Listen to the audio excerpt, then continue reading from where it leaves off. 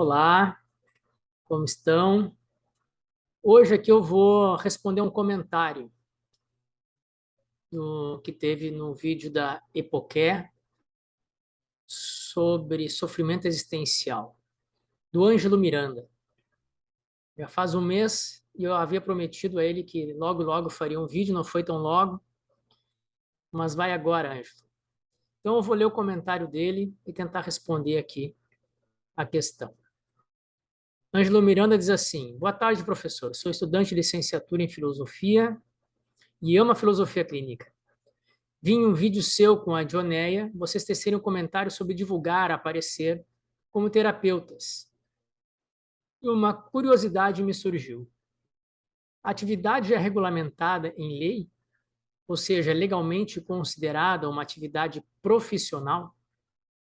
Se ainda não acredito que esteja mais que em tempo, ou do seu ponto de vista, não acha necessário. Grato se puder responder.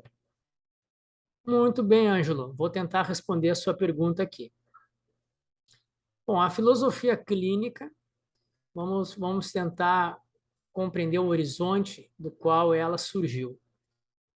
A filosofia clínica já nasce num horizonte contestador, indo à marginalidade, um contexto rebelde, digamos assim. Um dos livros que é interessante a gente compreender o paradigma, o novo paradigma da filosofia clínica é do filósofo da ciência Thomas Kuhn, A Estrutura das Revoluções Científicas. Ali ele coloca que um novo paradigma científico, no caso, normalmente fica à margem, né, por apresentar novas técnicas, novos conceitos, novas teorias, novas práticas. E a ciência normal, que ele chama, que é a ciência já instituída, não acolhe muito bem esses novos paradigmas. Mas quando um deles consegue romper com essa barreira inicial, tem aquilo que ele chama de uma revolução científica. E assim ele vai dar exemplos de várias revoluções científicas na história. Dadas as devidas proporções, a filosofia clínica é um novo paradigma terapêutico e ela nasce sendo excluída e sendo colocada à margem, primeiro pela própria filosofia, e depois por outras terapias e pela própria falta de conhecimento social sobre a filosofia clínica. Então ela nasce já nesse lugar. E o nascedouro dela, né, o propósito da filosofia clínica enquanto uma metodologia ou técnica terapêutica, veja um vídeo anterior que eu fiz a respeito disso, se quiserem, ela já quer romper, Lúcio Pacter já quer libertar a filosofia clínica das amarras dos diagnósticos, da psicanálise, da psiquiatria, das psis, já quer uma nova linguagem, não carregada moralmente, ele já traz essa quebra conceitual, epistemológica, desse paradigma das terapias já existentes. Não quer ser um aconselhamento filosófico, como algumas terapias filosóficas são. Então, a filosofia clínica já nasce rompendo com paradigmas sociais, terapêuticos, conceituais e de linguagem. E nesse caldo todo ela acaba ficando à margem e ali se estabelece. Então, ela começa à margem, começa com poucas pessoas, até ainda hoje, né? Historicamente, desde 1990, 30 anos, ela é nova, já tem algumas mil pessoas, milhares de pessoas, milhares, umas 1000 pessoas aí ou mais, filósofas clínicas formadas ou em formação, né, no Brasil todo. Mas ela nasce desse esforço comunitário de poucas pessoas no início, querendo conhecer esse novo paradigma, querendo quebrar, né, essa perspectiva do ser humano vista através das terapias convencionais que tinham até o momento. Feyerabend também é bom ler, né, Contra o Método. Ali ele tem algumas questões interessantes a respeito dessas quebras conceituais a respeito daquilo que já está estabelecido. Então, bom, a filosofia clínica nasce nesse contexto. né? E nasce para romper realmente com esse contexto e ser diferenciada, um novo paradigma terapêutico, né? Muitas vezes chamado assim pelo professor e terapeuta Hélio Strasburger. À medida que ela vai crescendo, algumas pessoas vão querendo fazer uma organização melhor dela, tanto a nível conceitual, a nível bibliográfico, né? Ainda tem pouca coisa escrita sobre filosofia clínica de forma didática. Para mim, o melhor livro didático hoje é o do Introdução à Filosofia Clínica, do Miguel Ângelo Caruso, que trouxe aí, preenche uma lacuna que existe, ainda existe, mas preenche já parte dessa lacuna com um livro didático, um livro, claro, objetivo, que fala sobre a filosofia clínica em si, não a perspectiva que o Miguel tem a respeito da filosofia clínica, né? Mas então a filosofia clínica nasce e vai se estruturando aos poucos. Anos depois, algumas pessoas resolvem fazer uma organização, uma associação, assim como tem associação de todas as coisas, associação de moradores de bairro, para cuidar de praça, para fazer projetos sociais. Criou-se uma associação, né, para aglutinar, juntar, integrar os filósofos clínicos no Brasil, que já estavam crescendo em vários estados do Brasil. Essa associação se chama ANFIC, Associação Nacional de Filosofia Clínica, né? Ela existe até hoje, é uma associação de pessoas voluntárias que querem, de alguma forma, organizar a filosofia clínica. Mas, porém, todavia, contudo, como a filosofia clínica nasce nesse contexto revolucionário, rebelde, algumas pessoas não quiseram se juntar a essa Associação Nacional de Filosofia Clínica, de filósofos clínicos, porque ela, de alguma forma, queria ou tinha a intenção, pelo menos verbalmente, de dar parâmetros para a própria filosofia clínica, fazer um código de ética. E aí ela já começa a virar quase aqueles conselhos, né, ou aqueles sindicatos com poder de polícia, não jurídico, porque é uma associação, mas um poder político, jurídico, moral, para começar a ditar como se deve fazer a filosofia clínica. E algumas pessoas, contra essa regulamentação moral, política, resolveram não se associar à FIC. Eu sou um deles. Não vejo, eu gosto da filosofia clínica nesse sentido jurídico marginal, o que não impede de nós estarmos sob o guarda-chuva da Constituição e da lei. Qualquer pessoa pode processar um filósofo clínico por N motivos, né? Então, nós estamos perante a lei e podemos ser processados, podemos responder juridicamente pelas nossas ações, assim como qualquer cidadão faz isso, está sob o julgo guarda-chuva das leis e da Constituição. Então, nós também, com filósofos, estamos, se um partilhante queira reclamar juridicamente sobre o nosso atendimento, vão ter esse direito, nós vamos ter que responder. Então, não é necessário, nem para o partilhante, nem para o filósofo, na minha perspectiva, estar em uma associação que dite o que é e o que não é, ou como deve se comportar ou não um filósofo clínico. Porque a filosofia clínica, o Schupacter já deixou lá na sua metodologia, né, na década de 90. Agora, como ela deve ser feita? Como deve ser levada? Como deve ser o comportamento? Alguém analisando o nosso comportamento terapêutico à distância e colocando em regras, isso, de certa forma, vai contra a origem da filosofia clínica. Essa é a minha perspectiva. Nada contra a Anfic. Eu falo para as pessoas, quem querem se cadastrar, se associar, vão no site da Anfic, tem um site, tem eventos, ótimas pessoas fazendo um ótimo trabalho. Mas eu tenho contato com essas pessoas, participo de simpósios, colóquios, congressos, mas eu prefiro ficar à margem, assim como a filosofia clínica nasceu dessas questões de associação, mesmo que não tenha poder jurídico, né, de polícia, mas tem, né, acabam querendo colocar aí um ditame moral político em cima dessas pessoas, né, que estão nessa associação. E eu gosto, né, particularmente desse meio anarquismo que a filosofia clínica nos propõe, né, quando ela nasce.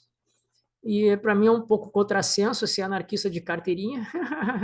Eu sei que pode existir, mas né, um anarquista entre uma hierarquia de carteirinha que responde a certos poderes é meio estranho. Ser um anarquismo terapêutico não quer dizer que nós, novamente, que nós não respondamos às questões jurídicas, às questões éticas pessoais que cada um tem, e a própria metodologia da filosofia clínica traz um modo de ser terapêutico muito forte. É uma das grandes diferenças para as outras terapias. Ao um ser terapeuta, a filosofia clínica exige certos comportamentos terapêuticos éticos na relação entre o filósofo clínico e o partilhante ou a partilhante. E isso deve ser levado em conta pelo filósofo clínico e pela relação com o partilhante e a partilhante. Bom, mas isso, como pergunta, né, o Ângelo, não deixa a filosofia clínica um pouco sem opções? Sim. Mercadológicas? Sim. A filosofia clínica, por ela não ser institucionalizada, não só em questão de associações ou de instituições de poder, né, como um conselho. Porque, por exemplo, a filosofia acadêmica também não tem, né? A filosofia acadêmica não é uma profissão institucionalizada ainda, né? No sentido jurídico. Não existe um conselho em filosofia. Tem a ANPOF, Associação Nacional de Pós-Graduação em Filosofia, que é uma associação que faz eventos, que agrega ali filósofos, agrega trabalhos, agrega eventos, agrega muita coisa. Né? Uma grande associação. Mas também não tem poder jurídico de polícia frente aos filósofos. Então, a filosofia também não tem, né, um poder instituído enquanto um conselho formal. Né? A filosofia clínica também não. Mas, claro, a filosofia está nas academias, institucionalmente ela existe, né? Então ela consegue ter uma abrangência social muito maior. A filosofia clínica não existe institucionalmente para as leis brasileiras. Que leis? Eu não lembro exatamente qual é o site que tem das ocupações brasileiras, é um site que tem que certifica, né, mostra ali as ocupações nacionais brasileiras, né, atividades brasileiras, ocupações de atividades brasileiras, uma coisa assim, que certifica aquela atividade como institucionalmente aceita. Então, por exemplo, parece que o reiki ou algumas terapias alternativas já podem atender no SUS, já podem ter entradas em certas instituições formais, porque elas estão nessa lista de ocupações brasileiras. Okay? Então, por exemplo, quando eu fiz o meu estágio numa instituição social, fiquei 2 anos fazendo meu estágio, foi porque eu era amigo do diretor. O diretor já me conhecia, porque eu fazia trabalho social há 10 anos, parceiro deles. Então, quando eu fui fazer meu estágio, pedi, ele aceitou por conta própria, ele matou no peito. Porque institucionalmente, eu teria que ter alguém formalmente para me avaliar lá dentro, pela instituição, um filósofo que não teria. Não teria nem onde pegar. Porque a filosofia clínica não está institucionalizada a esse ponto. Mas, por conhecimento pessoal, assim também o Hélio Strasburger conseguiu entrar nos hospitais psiquiátricos, né, nos seus trabalhos com a filosofia clínica, e outros colegas e colegas de profissão também conseguiram entrar em outras instituições simplesmente por amizades pessoais. Mas quando a coisa começa a ficar mais institucionalizada, que foi aconteceu no meu caso, chegou uma hora eu arregastar para o diretor lá da instituição, temos que formalizar esse negócio aí do estágio do Fernando. A coisa está crescendo muito, está todo mundo falando aqui dentro, né? Foi uma coisa que foi bem aceita na instituição, e aí tiveram que colocar alguma coisa formal para não dar problemas jurídicos para a instituição, e botaram quem? Uma psicóloga, que tem, né, institucionalmente formalizada, como uma ocupação. Aí saí e dei o meu espaço para as psicólogas fazerem os trabalhos lá, que eu havia aberto, né? Eu e a minha colega a Dioneia, na qual o Ângelo viu nosso vídeo aqui no canal. Então, sim, se a filosofia clínica não estiver nessa lista de ocupações brasileiras, ela não tem alcance de mercado, digamos assim, em vários lugares institucionais. Como é que se entra lá? Não sei exatamente, mas parece que tem que ter um mínimo, 1.000, 2.000, 3.000 certificados registrados pelo MEC, certificados ativos de terapeuta, de pessoas que fizeram certificado para terapeuta, não só a formação, né, para conhecimento da filosofia clínica, mas continuaram depois da formação, fizeram estágio e se tornaram terapeutas, 2 ou 3 mil certificados ativos registrados pelo MEC. Aí essa profissão, essa atividade entra nessa lista de ocupações nacionais brasileiras. E a partir daí ela pode ter outros alcances institucionais, como entrar como uma terapia no SUS, em alguns hospitais, pode concorrer, por exemplo, a editais em hospitais psiquiátricos e outros lugares. Eu também fui fazer participar de uma seleção no hospital psiquiátrico aqui em Porto Alegre, não pude entrar porque não era formalizado. Então, esse é um problema, né? E a gente tem falado bastante sobre isso, porque na filosofia clínica tem certificado B e o A, né? O B é aquele da formação de 1 ano e meio, 2 anos, em alguns centros de formação de 1 ano e meio, nos outros 2 anos, no meu caso aqui na EPOC é 2 anos. A pessoa recebe o certificado B, faz um TCC, e ela é uma especialista em filosofia clínica, mas não é terapeuta, não está habilitada à terapia. Para ser habilitada à terapia, ela tem que fazer no mínimo mais 6 meses de estágio, o estágio sendo ela ser atendida por um filósofo clínico já atuante e, ao mesmo tempo, atender uma outra pessoa ou outras pessoas em regime de orientação. Nesses 6 meses, a pessoa faz sua terapia pessoal e atende uma outra ou outras pessoas em regime de orientação. No final de 6 meses, faz uma avaliação e se decide, com esse terapeuta, com essa orientação, se continua mais alguns meses ou se a partir dali ela pode ser certificada como terapeuta da filosofia clínica. Para isso, na EPOCHE, no meu curso, a pessoa, além disso, tem que ter ou graduação em filosofia, qualquer graduação, não precisa ser registrada pelo MEC, ou ter passado por um mestrado, um pós em filosofia, um mestrado ou doutorado, já é o suficiente para que a pessoa possa ser terapeuta da filosofia clínica, né? Ou estar cursando uma graduação em filosofia em qualquer instituição. A partir daí, eu recomendo, né, que quem é certificado A, quem tem certificado A, terapeuta e é ativo, registre. Tem que fazer uma conversão desse certificado, não é que custa uma grana, não é tão barato. E assim vai somando lá o número de certificados em filosofia clínica ativos de terapeuta. Quando bater lá 2.000, 3.000, não sei quantos são, a filosofia clínica passa a fazer parte daquela lista de ocupações brasileiras, e a partir dali, aqueles que se formarem em filosofia clínica vão ter, né, aqueles já formados também, mas a partir dali, aqueles que se formarem já vão ter diretamente mais acesso, né, a instituições, ao mercado de terapias, né, de atendimento, do que teriam antes. Se formam muito poucos certificados A no Brasil por ano, muito poucos. Muitos poucos, muito poucos. Não, porque ser terapeuta não é para qualquer um, não é fácil, o caminho não é tão curto, também não é tão longo, mas não é tão curto. Né? E nós temos um certo cuidado, né? Bastante cuidado com a qualidade das pessoas que vão se formar como terapeuta. Né? Eu até hoje já orientei bastante de um certificado A nesse tempo todo. Então não é uma coisa simples. Isso vai atrasando um pouco, né, o processo de expansão da filosofia clínica socialmente falando. Né? Então, eu sei que não vai ser para mim, nem para os meus alunos próximos, quem sabe para os terceira, quarta geração de alunos e formandos em filosofia clínica terapeutas que vão aproveitar desse acesso.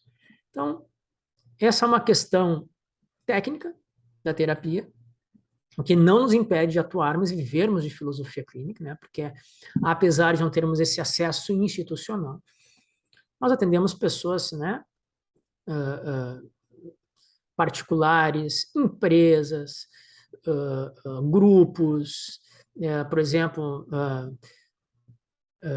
atendo alto rendimento esportivo, né? Então, atletas, a filosofia clínica pode, né, ela é completa e ampla, pode atender qualquer caso, né, seja de dor existencial ou de busca existencial.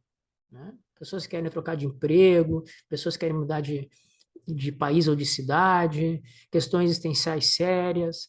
A gente, né? E o nosso grande propagador é o nosso próprio trabalho, que vai sendo indicado de pessoa para pessoa, né?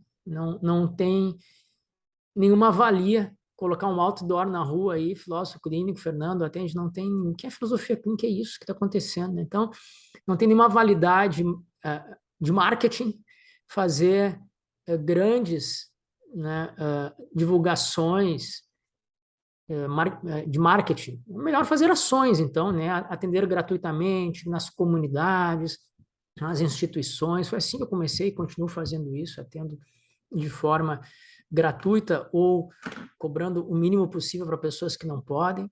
Né? E essas pessoas vão divulgando o trabalho e eu quero trabalhar, eu quero atender, eu acredito na mensagem da filosofia clínica para cada singularidade socialmente, eu acho ela muito relevante porque ela nasceu, né, nessa contracultura, nesse contrafluxo das outras terapias. Eu acho que essa mensagem tem que ser propagada o máximo possível, mesmo com essas limitações de acesso institucional e mesmo, às vezes, nas limitações financeiras mesmo que as pessoas têm. Eu aluno do L. Strasburger, e os alunos meus que atendem e que em parceiros fazem praticamente o mesmo que eu faço como eles fazem. A gente quer atender, quer trabalhar, porque a gente quer que essa mensagem passe adiante, né? E a gente sabe que a filosofia clínica pode ajudar de uma forma muito ampla, né, e benéfica quem procura ela para as terapias. Então, Ângelo, eu acho que te respondi, né? Depois um pouco atrasado, né? Mas eu te respondi um pouco sobre como é que funciona isso, né? Como a filosofia clínica está dentro desse mercado, dentro das instituições, qual é a posição dela, né? Frente às outras terapias que estão dentro das instituições e a filosofia clínica. Muito bem, se gostaram do vídeo, por favor, se quiserem comentar ou compartilhar, fiquem à vontade. E quem quiser fazer mais perguntas, coloque no comentário, que à medida do possível eu vou respondendo e tentando clarear cada vez mais sobre a filosofia clínica. Muito obrigado e até o próximo vídeo.